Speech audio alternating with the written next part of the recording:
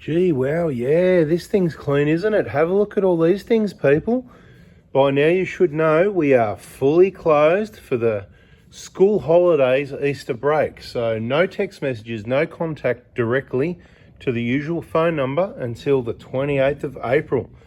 Let's have a look around this engine bay. What a beautiful clean engine and what an awesome setup. Look at this battery setup. There's some K-On gear, there's some K-On battery brackets. They're the wider ones are available. I'm not sure if these ones are out yet. The K-On radiator protector.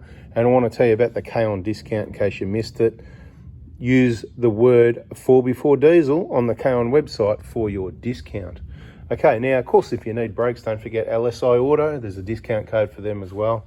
If you're in Australia, I think. I don't know, they wouldn't ship stuff outside of Australia, would they?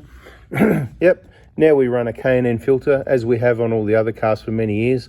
It's new to this vehicle because I did find a lot of dust on the clean side. That was the paper filter. Paper filter's no good. That's what we see with paper filters. Got the K-On compressor bracket up there in the corner on the 150 Prado. Quite a bit of K-On going on already here under the bonnet, isn't there? But the funny thing I want to talk to you about is, what is there to see here? There's nothing to see here. It's only done 325,000 Ks and there's nothing to talk about. Change your fuel filter.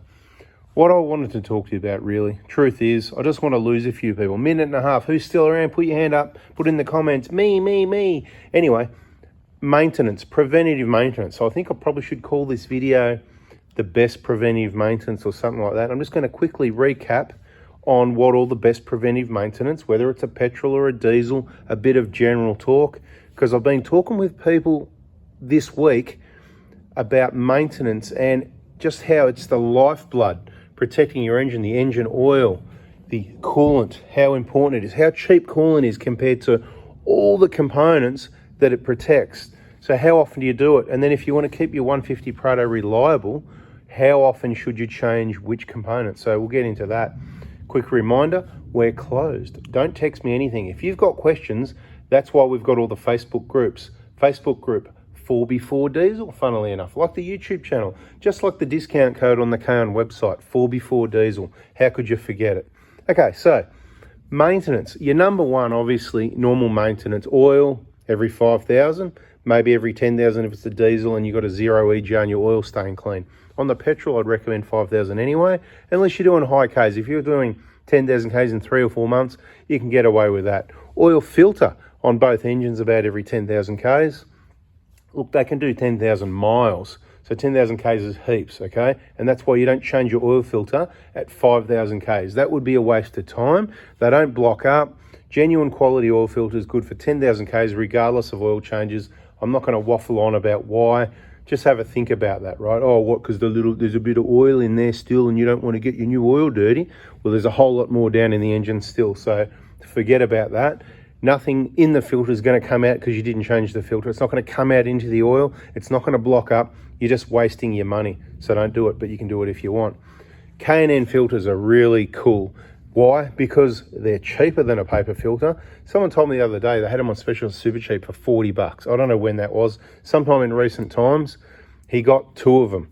The only thing is you don't need 2 of them. He said, oh, but because I can wash it and, so, changeover. I said, the problem you got is you keep them too clean, they won't work as well. You actually want enough oil on the gauze and the dirt and everything. And it sort of builds up and it filters really well and it still breathes. It doesn't block up. When these filters block up, your engine could end up blowing a bit of smoke. Blocked filters, that's what happens. Can't get the air, the fuel goes through unburnt. So K&N filters, not a bad idea, but you can do whatever you want there as well. It'd be good if we all use genuine coolant. I've seen this before. Now's a good time to go and have a look at the playlists. All the videos will keep coming out, but I'm on holiday, so don't contact me. Bada bing, bada boom, baby. Check the playlist for extra video time and extra education. That's how clean you want to have your coolant bottle. And that one's about to get cleaner because guess what? I'm going to drop it and change it again because the lifeblood is so much cheaper than the components it protects. Did I mention that? Okay. Awesome batteries, but you can still kill them if you're not careful. But you can bring them back from the dead.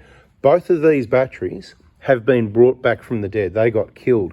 Back to the maintenance program. Brake fluid, every 40,000 Ks by the book, and or every 2 years. You want to change that stuff out. You want to suck it out if you can, bleed it all the way through. I'm not going to tell you how to do it. It's in the videos. What's really in the videos is the tip helping you if you've decided you're going to do it anyway. It's dangerous. Brakes matter life and death, life or death, whatever, you know.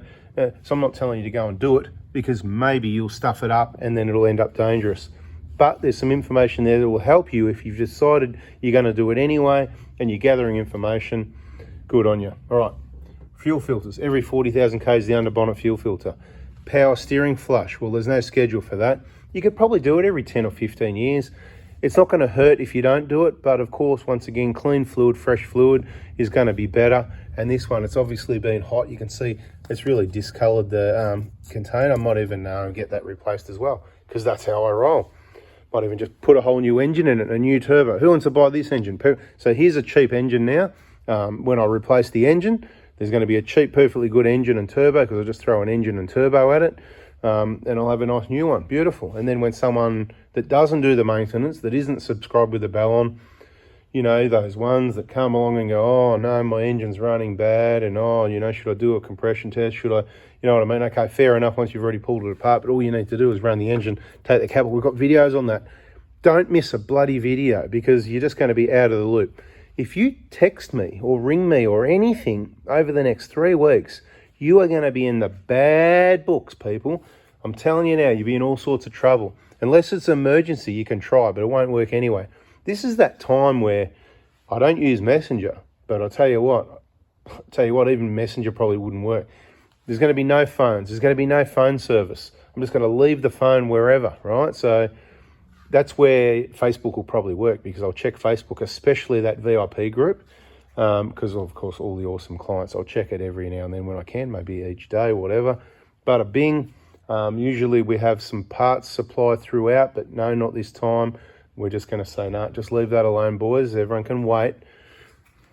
Love this battery setup, huh? How good's that with all the K-on? That was a prototype. The official one isn't out yet. I'm just waiting on the next one. There's going to be some more cutouts there to get a bit more clearance to these Optima batteries. There's enough there. Got a bit of rubber on there. Don't worry, not this side, this side. Bit of rubber on there, and there's a bit of clearance, right? It's rock solid. It's not going anywhere. It's been across, bouncing around on beaches and everything. It's not causing any issues, no dramas. But of course, it is slightly risky. Battery like this, no issue. But it's the battery's fault, let's just say. Other maintenance that you need to do.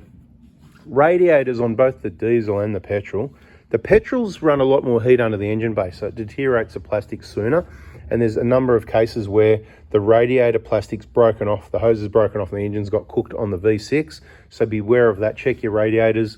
I've got a new one in stock for my V6. I'm going to do it as prevention. So I'll have a spare radiator there, a genuine one, that's perfectly good if anybody needs a good second-hand radiator, same as I've got the good second-hand one out of my diesel as well. So I'm going to replace the radiator in that one.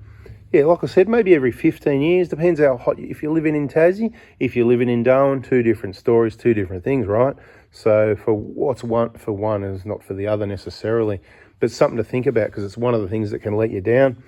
With the diesels, they generally don't break off, but what can happen in a lot of heat, the heat can get to this plastic on the top of the radiator, and that's why there's a guard there so people don't lean on it, right? That's your protection, mate. So you can't lean on it by accident and break it. How good's that when you're putting your battery in and out? Because this one got broken and replaced by the battery shop about 4 years ago, because when they were lifting this battery in, I wasn't there. This is the story.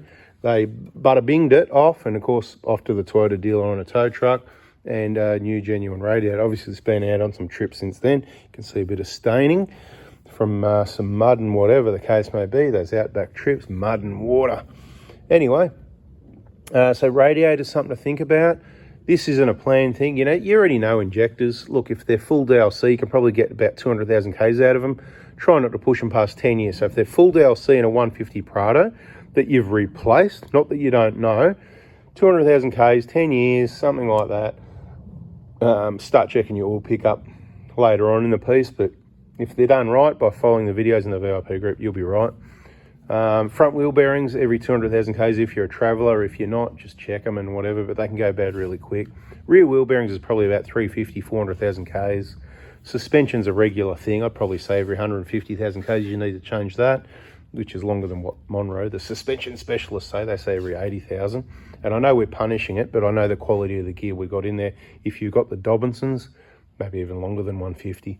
Anyway, I don't know. I could just keep talking, but that's a video. Thanks for watching. Don't text me. Don't call me. Sit tight. 28th of April. Bada bing, bada boom. And stay tuned on the Proto Hospital Facebook page. 4x4 Diesel the group. 4x4 Diesel VIPs if you're already a client. And thank you very much for the support, and we'll catch you when we return. See ya.